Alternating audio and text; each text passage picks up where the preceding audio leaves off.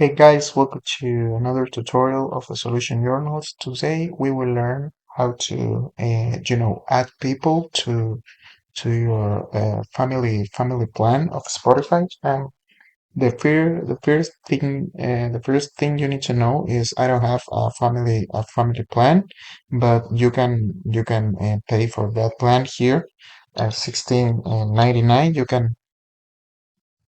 can pay the plan, you can get the plan, but when you get that plan, if you want to add a person, the only thing you need to do is you get option here when you get the plan, the family plan, you get an option where set a family plan, and after that you need to create a direction, a address for that plan, like a password, and you can send that password to the people for the people you want to get that plan. So you create a special password to that persons who pay the plan to, or you can share your family plan with that person.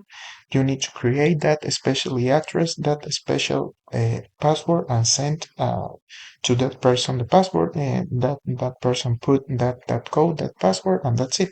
Got the plan. So this is the process. You can do that when you get the family plan. Remember, you pick the plan and you get an option here in the down part of perfil. This is profile in English. You get the option of